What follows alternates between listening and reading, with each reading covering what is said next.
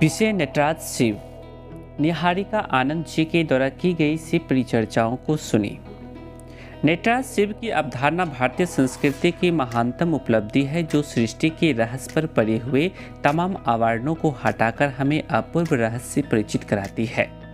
माना जाता है कि स्वयं भगवान शिव ने 108 नृत्यों का सृजन किया था। यही नृत्य सृष्टि के अनादि अनंत नृत्य को रूपायती करता है। अपनी यात्रा पुस्तक में फ्रेंच शिल्पी रोंदा ने भी इसके महत्व पर प्रकाश डाला है। कविवर रविंद्रनाथ टैगोर ने स्वयं को नटराज का शिष्य बताते हुए कहा है कि आमी नटराजेर चेला, महाकालेर त्रिशूल नाचे। महाकवि टैगोर के अनुसार संसारिक ऐशनाएं परमात्मा पद पर बाधक होती हैं। व्यक्ति अपने इच्छोत्पत्ति के उपरांत उनकी फूर्ति के निमित्त मनुष्यता से पाश्विकता की ओर अग्रसर होते जाता है। अतः चित्त के पलक पर जो जागतिक वासनाओं और ऐशनाओं का जाल है, उसे नटराज जो हमारे गुरु हैं, वे महाकाल के रूप में अपने त्रिशूल से विदीर्ण करें। हम देखते हैं कि महेश्वर शिव के नटराज स्वरूप की व्याप्ति सामान्य जनमानस में प्रतिष्ठित थी। इसकी प्रामाणिकता हमें टैगोर की लेखनी भी देती है। नटराज के दाहिने हाथ में डिम डिम करता हुआ डमरू बज रहा है। वह उस आदि नाद का प्रतीक है जब सृष्टि सृष्टि हुई होगी। यह नाद हमारी वाणी, ध्वनि, संगीत, कला, साहित्य, शब्द, ब्रह्म, वर्ग सृजन और स्फूर्ति का जनक है। अर्धचंद्र की मुद्रा में ऊपर उठे हुए बाएं हाथ में जो अग्नि शिखाएं हैं, वे सृजन और संहार की प्रक्रिया निष्पन्न करती हैं। सृजन और संहार का अद्भुत समन्वय ही तो शिव का विलक्षण व्यक्तित्व है।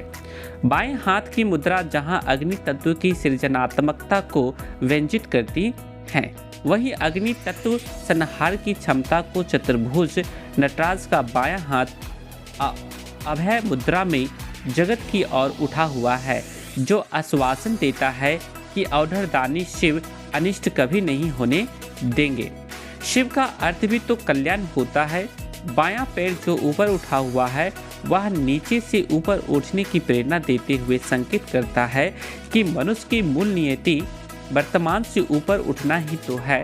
नटराज का दाहिना पांव एक कमल पर हाथ में कृष्ण सर्प पकड़े हुए छटपटाते हुए मानव पर है, जिसे शैव दर्शन परंपरा में अपस्मार अर्थात असत तत्वों का दानव कहा गया है। तात्पर्य है कि मनुष्य एक विशेष अवस्था में विभत्स एवं अप्रिय प्रत्यन करता हुआ अंधकार में प्रवेश करता है, तब उसे अपस्मार कहते हैं।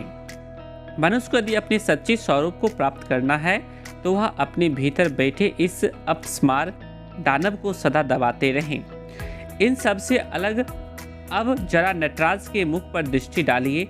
नटराज की पूरी देह नियति नृत्य से आंदोलित है, किंतु मुख पर प्रभासित है अनुपम प्रशांत अंतर्मुखता। क्या है यह अंतर्मुखता? शिव की अपनी ही लीला को साक्षी रूप से देखना ही तो है। महाशिव का महाशिव तत्व और यही प्रत्यक्ष है। नटराज की स्वरूप में केवल सृष्टि का ही नहीं, अपितु जीवन के भी रहस्य का संपूर्ण दर्शन अंतर्भुक्त है। इसी मुख मुद्रा पर तो मुग्ध होकर रावण का भक्त हृदय बोल उठता है।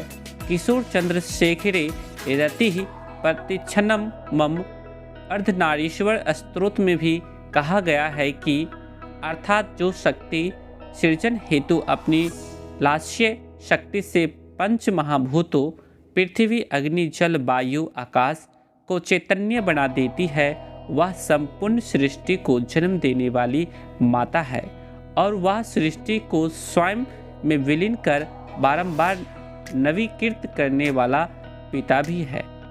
अतः तांडव में तल्लीन उस माता पिता के समान भगवान नटराज शिव को मेरा नमस्कार है।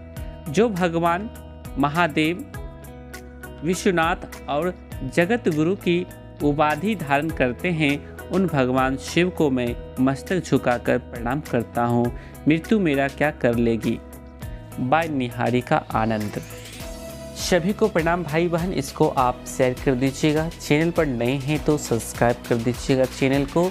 उसके बाद बेल आइकन को प्रेस करेंगे। इससे अगले वीडियो का नोटिफिकेशन सबसे पहले आपको प्राप्त होगा।